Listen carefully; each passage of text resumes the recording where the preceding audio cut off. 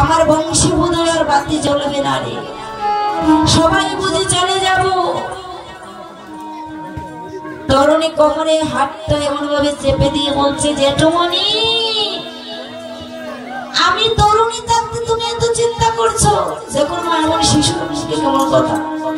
ও জেঠুমণি, আমি যাব ওই রামচন্দ্রের সঙ্গে যুদ্ধ করব, ওই রামচন্দ্রের সঙ্গে যুদ্ধ করে আমি তোমার জয় লাভ নিয়ে আসব।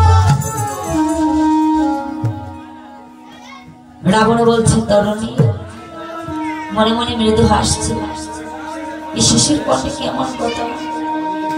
আচ্ছা ওকে ওর মায়ের কাছেই পাঠাতে হবে। ও তরুণী, আমি তো তোকে বলতে পারবো না যা বাবা যুদ্ধ করে আয়, তুই একটি কাজ কর, তোর মায়ের কাছে চলে যা, যদি তোর মা তোকে অনুমতি দেয় যুদ্ধ করতে তবেই তুই রামচন্দ্রের সঙ্গে যুদ্ধে যাবি। তরুণী আমার ছুটে গিয়েছে, মা ও মা গো কোথায় আছো আমার মা জননী, ও মা। তরুণীর মা দৌড়ে বাহির হয়েছে। তরুণী কেন ডাকছিস বাবা? ও মা, মা আমি যাব যুদ্ধ করিতে। যুদ্ধ? কিসের যুদ্ধ? ও মা, জেঠুমণি যে রামচন্দ্রের সঙ্গে যুদ্ধ আরম্ভ করেছি, ওই যুদ্ধে নাকি ওনার সব সৈন্য মারা যাচ্ছে। আমাদের বংশে বুঝি আর বাতি জ্বলবে না, ওই বংশের বাতি রক্ষা করতে আমি যাব রামচন্দ্রের সঙ্গে। মা গো, তুমি আমায় অনুমতি দাও। জেঠুমণি বলেছে তোমার অনুমতি ছাড়া যেতে পারবো না। মায়ের নয়ন জলে আজ বক্ষ বেশি যাচ্ছে। কেউ যদি জানে তার সন্তান ওই দিকে পা বাড়ালেই সে মারা যাবে আর ঘরে ফিরে আসবে না, সেই মাকে তাকে যেতে দিতে পারবে গো? মা হয়ে কেউ পারবে না তার সন্তানকে মৃত্যুর মুখে ঠেলে দিতে। কিন্তু আজ ওই তরুণীর মা নয়ন জলে বক্ষ ভাসিয়ে কেঁদে কেঁদে বলছে রামচন্দ্রের চরণে, প্রভু গো আমার সন্তান আজ তোমার চরণে যেতে চায়। ও প্রভু, আমি আমার তরুণীকে আজ তোমার চরণে পাঠিয়ে দেব। আজ তরুণীকে তোমার চরণে পাঠিয়ে দিলাম, তুমি তোমার ওই চরণে আমার তরুণীকে চাই দিও গো। এই বলে নয়ন জলে বক্ষ ভাসিয়ে প্রভুর কাছে প্রার্থনা করছে। তরুণী বলছে, মা গো আর বিলম্ব না করে আমায় তুমি নিজের হাতে তৈরি করে দাও, আর ও মা গো আমায় আশীর্বাদ করে দাও যেন আমি যুদ্ধে জয়লাভ করিতে পারি। আজ মা তরুণীকে কোলে বসিয়ে তরুণীর সর্বাঙ্গে আজ তিলক করছে, আর নয়ন জলে বক্ষ ভেসে যাচ্ছে। তরুণীর অঙ্গে মা আজ লিখে দিচ্ছে জয় শ্রীরাম জয় শ্রীরাম, আর বদনে বারবার নাম নিচ্ছে জয় শ্রীরাম। তরুণী বলছে, ও মা আমি যার সঙ্গে যুদ্ধ করতে যাব তুমি কেন তার নাম আমার অঙ্গে লিখে দিচ্ছ? ওরে তরুণী রে, তুই যে তোর অঙ্গে লিখে দিচ্ছি তাকে শুধু লেখা নাম ভাবিস না রে। ওরে তরুণী, ওই তোর অঙ্গে লিখা নাম যে হচ্ছে মহামন্ত্র। তুই যখন রামের সঙ্গে যুদ্ধ করবি আমি মা হয়ে তোকে বলছি বাবা, ওই রাম নাম জপ করিতে করিতে তুই আমার প্রভুর সঙ্গে বলছি, মা তুমি আমায় আশীর্বাদ করে দাও। বাবা আজ মা কেন সন্তানকে পাঠাচ্ছে ওই যুদ্ধে? কারণ মা জানে তার সন্তান রাক্ষসের কোলে জন্ম নিয়েছে, আর মা হয়ে চায় না ওই সন্তান ওই রাক্ষস কোলে থাকুক। তাই প্রভুর চরণে পাঠিয়ে দিচ্ছি, যদি শ্রীরামচন্দ্রের হাতে তার বধ হয়ে যায় তবে ওই তরুণী রাক্ষস কুল থেকে উদ্ধার পাবে। আজ বলছে ও মা, তুমি আমায় আশীর্বাদ করো গো, যেন আমি যুদ্ধে জয়লাভ করিতে পারি। তরুণীর মা বলছে, তরুণী রে, ঘরে এসে তুই আমাকে মা বলে ডাকিস। ঘরে তরুণী রে, ফলি মা ডাকে শুনিলি যে আমার স্থাপিত প্রাণ জড়িয়ে যায়। বল বল তরুণী, তুই যদি ওই রামচন্দ্রের শুনে যুদ্ধে যাস, আর যুদ্ধে গিয়ে যদি আর ফিরে না আসিস রে, বল তরুণী রে, ভারমান ঘরে শিখে আমায় মা বলে ডাকি। তুই যে আমার একমাত্র মুখের মালিক।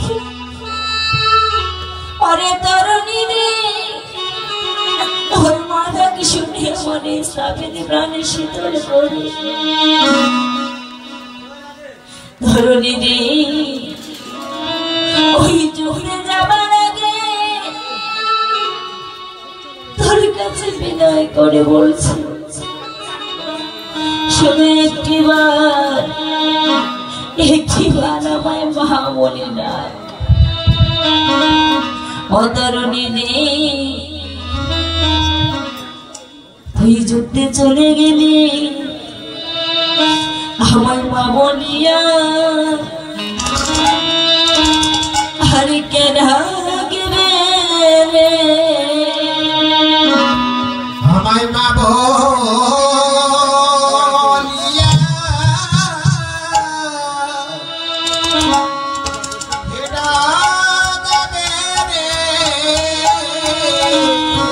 আমায় মা বলিয়া,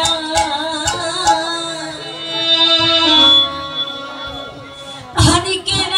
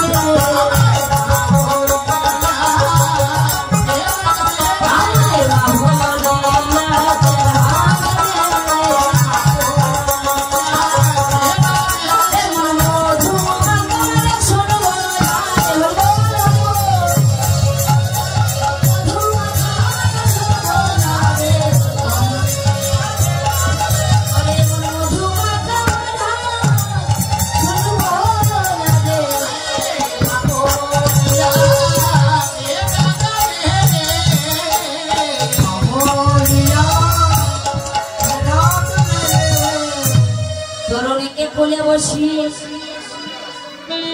বলছে, বাবা একটিবার শুধু আমায় মা বলে ডাক।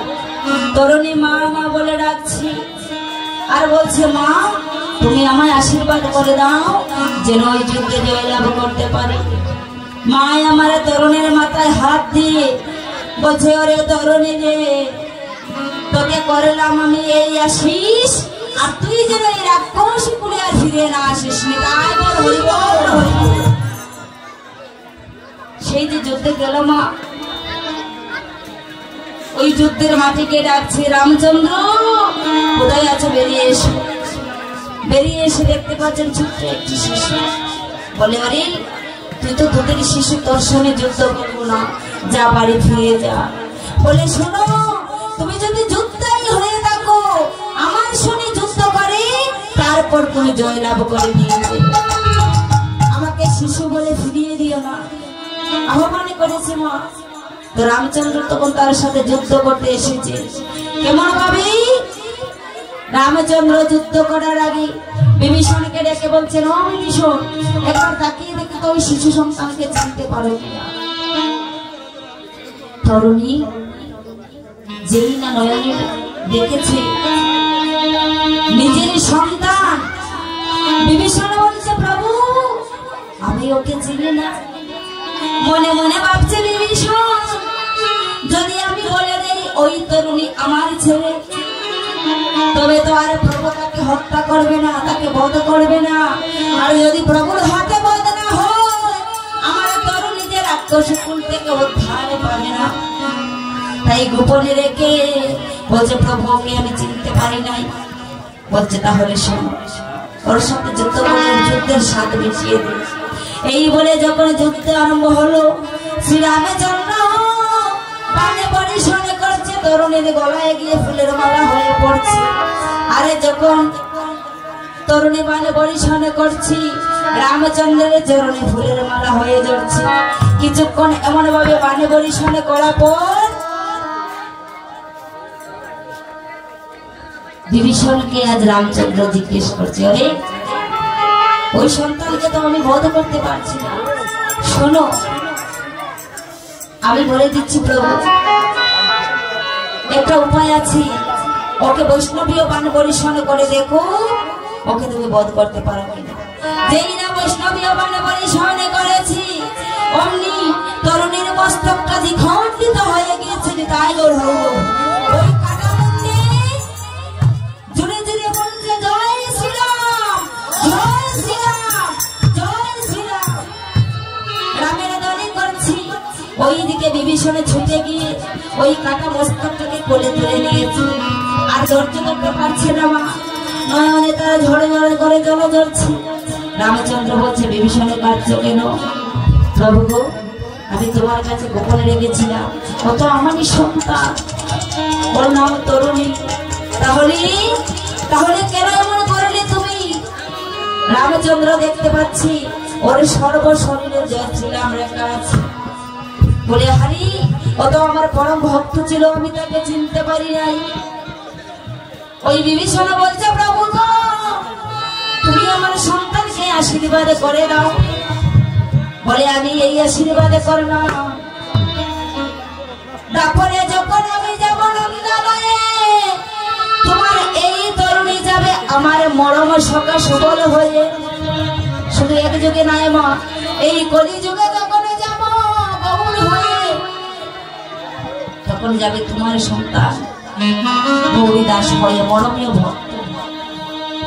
তাই তারপরে আজ সুবল সখা সেই তরুণী এই যুগে মরম সখা হয়েছে।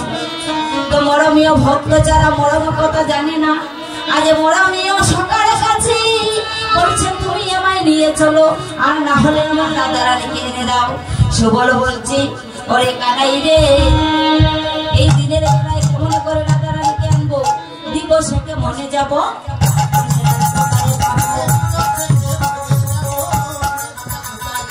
দিবসকে মনে যাব, মনে দাদা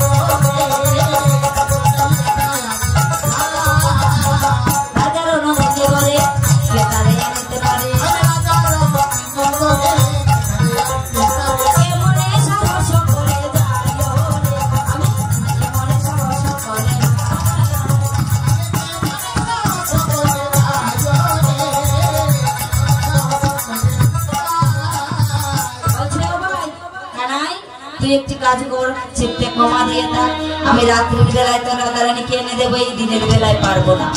যেই না এই কথা বলেছে, দাইয়া না ঘরের দাইয়া সুবলের পায়ে ধরিতে যায়।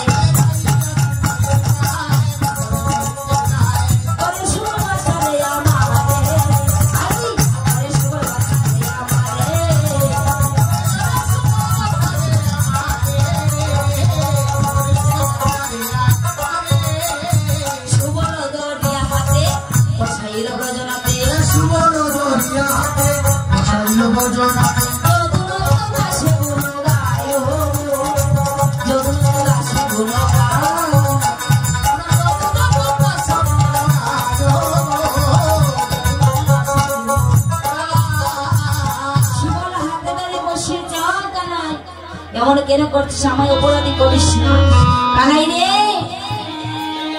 তুই হচ্ছিস আমাদের জীবনে কানাই। বলে তাহলে শুনু ভাই, যদি আমার রাধারানীকে না এনে দিস, আমি আমার এই প্রাণে কানা ওই রাধা কুণ্ড জলে জাম্প দিয়ে দিব। বলে শুনে কানাই, তুই মোদের জীবনে কানাই রে, ও কানাই, তুই যদি মরে যাস আমরা তো আর প্রাণে বাঁচবো না।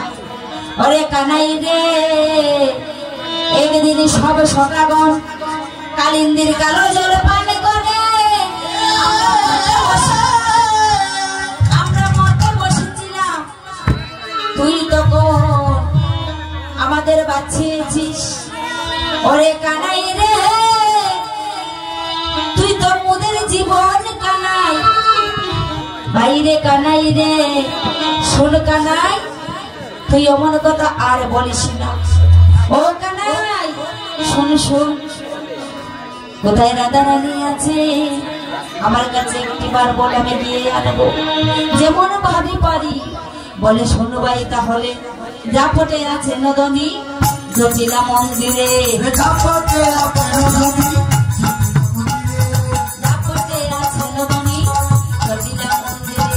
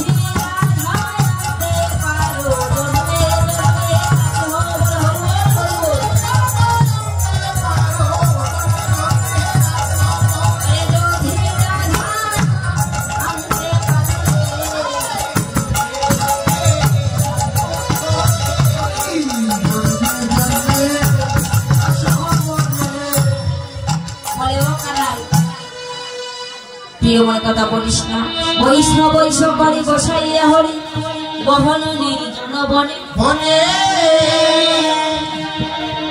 চলিলা সুবলঙ্গ জলমল ভাবিতে ভাবিতে মনে। যখন সুবল যাচ্ছি আর ভাবছি, এমন সময় পূর্ণমাসী যুগমায়া কৃষ্ণের লীলার সহায়কারী সুবলের সম্মুখে এসে দাঁড়িয়েছে। যেই না সুবলের সম্মুখে দাঁড়িয়েছে, বলছে ও সুবল কেন ভাবছো? যোগমায়াকে বলছে, আমার কানাইয়ের প্রাণে সংশয়ে আছে, রাধারানীকে আনতে হবে। তুমি কেন এত ভাবছো? আমি যোগমায়া নবীন বাছুর রূপ ধারণ করবো, আর সেই বাছুরি কুলের মূলে নিয়ে ওই জটিলা মন্দিরে প্রবেশ করে। যোগমায়া এবার নবীন বাছুরি রূপ ধারণ করেছে। আরে সুবল ওই বাছুরি কানা কুলে করে নিয়ে জটিলা মন্দিরে প্রবেশ করেছে। এতে কবাবিয়া বচ্চ কুলে লইয়া,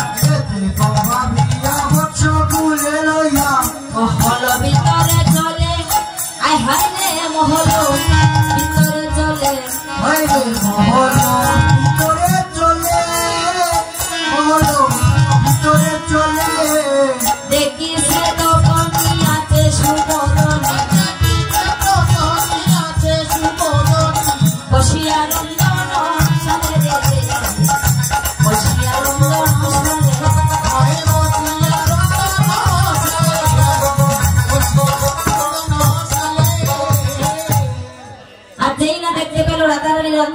বসে আছে। জটিলা জটিলা গৃহেতে আছিলা, পাইয়া সুবলের সারা, কেড়ে কেড়ে বলে আইলা ধরা করি, ঘন দিয়ে বাহুলারা, ঘন ঘন বাহুলারা দিয়ে সুবলের সম্মুখে এসে জটিলা কুটিলা দাঁড়িয়েছে, যেন সুবলের মস্তকে আকাশে ভেঙে পড়েছে। এবারে জটিলা কুটিলাকে কি বলবে? জটিলা বলছে, ও রাখাল, দাঁড়াও দাঁড়াও, ভালোই তো দেখতে পেলাম। আরে বুঝি উকি ঝুঁকি দেওয়ার জায়গা পাবে না? আমার বধুমার ঘরের দিকে উকি ঝুঁকি দিচ্ছ? ভালো করে বলো, কে তুমি আর কেন এখানে এসেছো, কে পাঠিয়েছে? না হলে আমি গাড়ো বন্ধ করবো।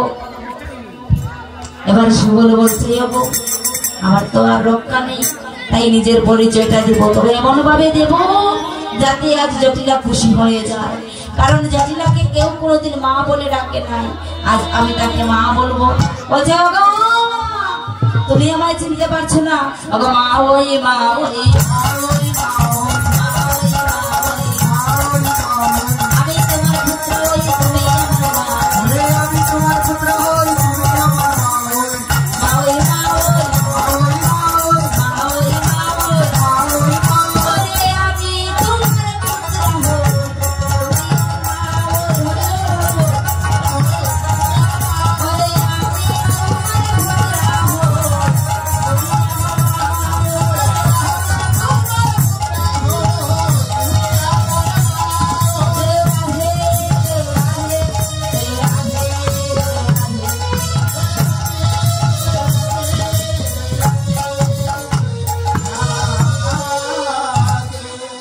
তুমি আমার পুত্র আর আমি তোমার মা হই, এই সম্পর্ক তো না পাইছো?